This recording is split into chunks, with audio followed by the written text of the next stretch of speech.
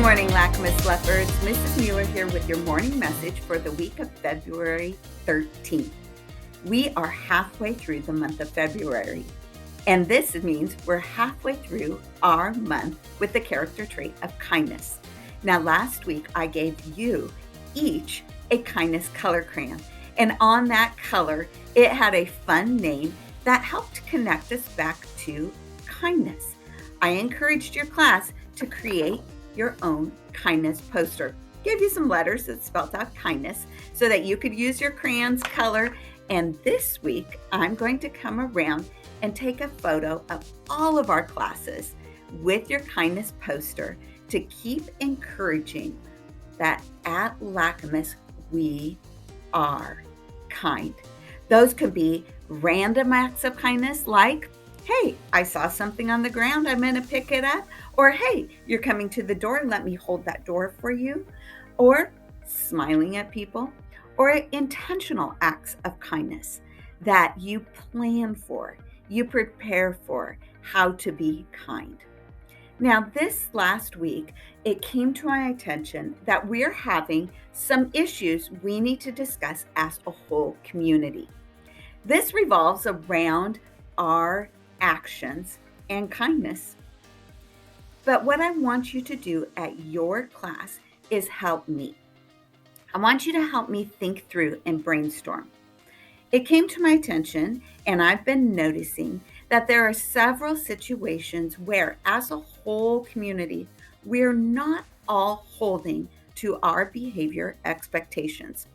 I always know I have most all of us who are holding to we're respectful, responsible, safe, and kind.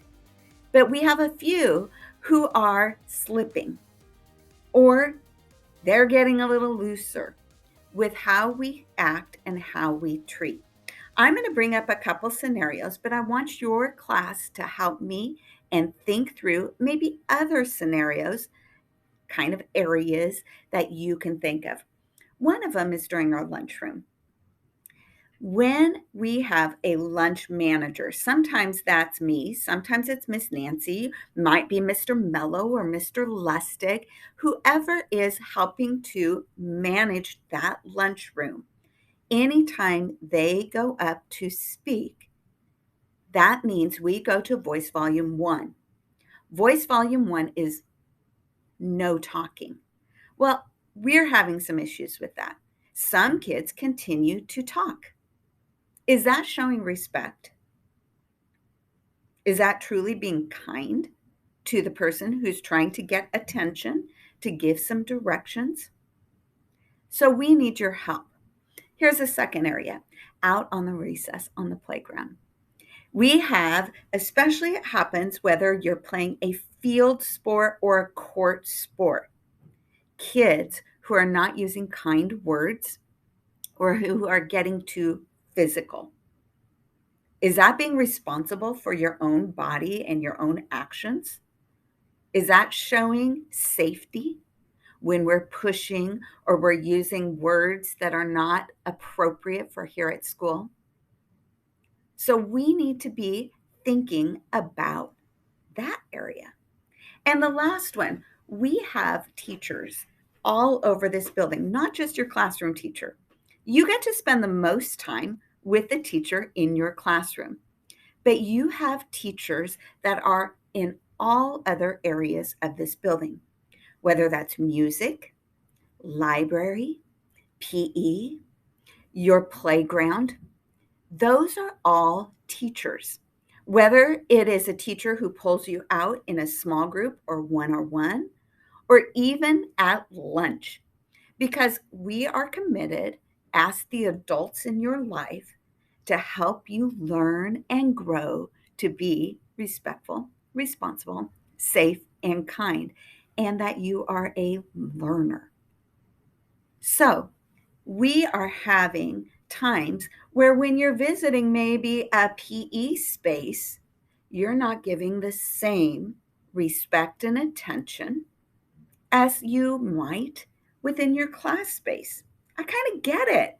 It's a little looser, it's a bigger space, yet it's still a class space.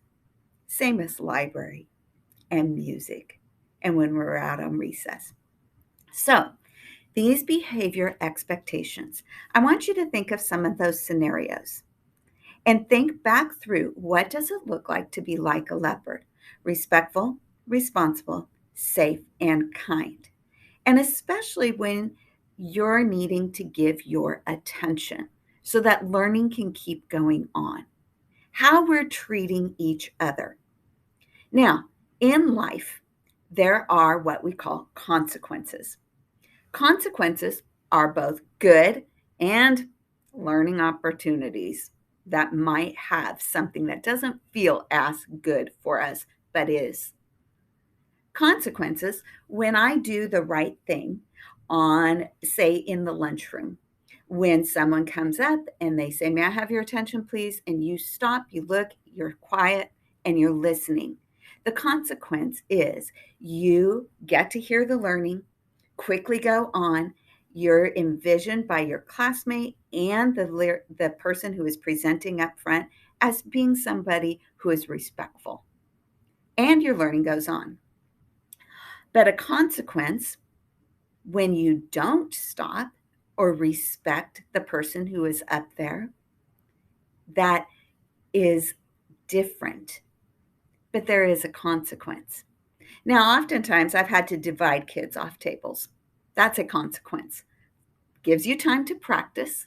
Make sure that you are learning what is expected when someone is talking. But I want your class to think through both the positive consequences and what should happen as a consequence when leopards are not showing that they're respectful, responsible, safe, and kind. Let's use our 3 areas I mentioned. The lunchroom, when you have someone talking, or when it's the quiet calm down, and we're supposed to be calm and ready for your teacher at the end of those minutes. What's the positive consequence when you're ready? Oh, I can think really quick. We get tic-tac-table challenges. You get to quickly go. We're ready to learn. But then also, what is the consequence when we're not following that? I want you to think through and give me back feedback. I want to hear your voices.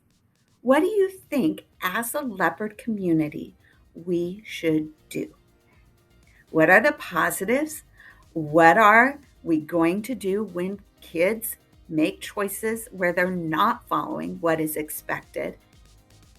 And help me to make sure that as a whole community, we are coming together and helping each other. We're holding to the leopard community we want here.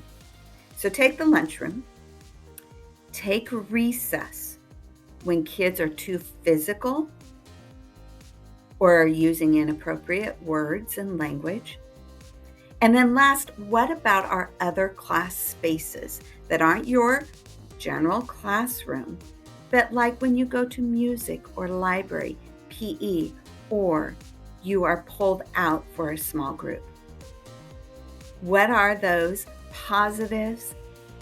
What do we need to do to help reteach, remind, and hold accountable when kids aren't being respectful, responsible, safe, and kind? So teachers, there's some great class lessons for you to do in your community circle, and I want your feedback. What do kids say? How are we going to be a community where all are part and all are responsible for holding up our values of Lacamas leopards being respectful, responsible, safe, and kind? And what do we do when someone isn't holding to that? Boys and girls, this is the middle of Kindness Month. I'm looking forward to being in your classroom, taking some photos, and I'm seeking your input. What does it mean to be a leopard here at Lacamas? And how are we going to support and teach and hold accountable for our behavior expectations? Lacamas leopards, let's make this a great week.